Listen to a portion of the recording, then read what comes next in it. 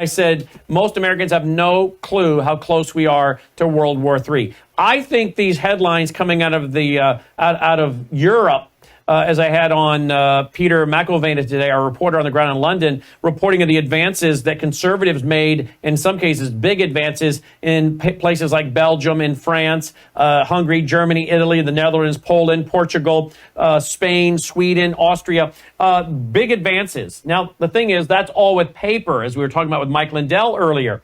I think, Leo, those advances by conservatives actually just kicked up the clock closer to World War III. What say you? I agree. And the reason being, the globalists know now that their puppet political leaders, like Macron in France and several of the others, are going to be on the way out. Next year, the year after, whenever they are up for election, the writing is on the wall that there is no way that they can win against these anti-globalist candidates who tend to be the anti-war candidates. Make no mistake about it. Mr.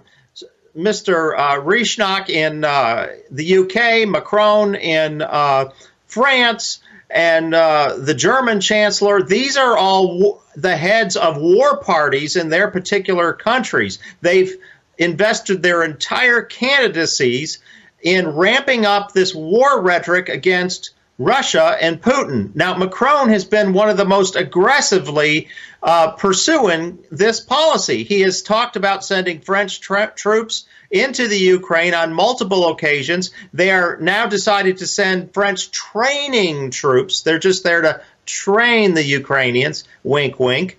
And now Putin, for the first time a couple of days ago, Brandon, has said that he considers the United States of America an enemy country. This is a first. The man's been in office for 24 years. He has never said anything like that. And why is that? Because we keep sending more, bigger and more sophisticated weaponry to his enemies there in Ukraine. And at the same time, there are now plans to funnel 300,000 NATO troops into the Ukrainian front, Brandon, from multiple NATO countries. Send them into the front once that Ukrainian resistance collapses, and it's very close to doing so. Some people say it could happen. Some experts are saying it could happen within weeks or 2 or 3 months.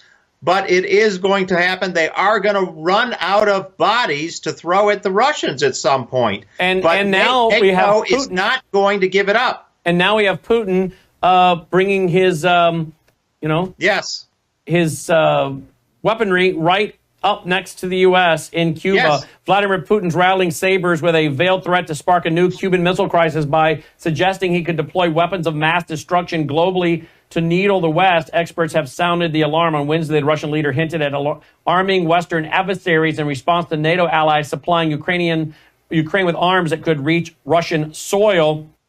And so now we have the headline here: Putin will surround U.S. with nukes in Cuban Missile Crisis 2. My radio audience knows that going back to 2008, 9, and 10, I began to warn about Cuban Missile Crisis number 2. I began to warn about Venezuelan missile crisis with Iranian missiles in northern Venezuela, Caracas, 1,264 miles as the crow flies to Miami. I'm sure people then thought that's crazy talk by House. Well, here we are, Leo.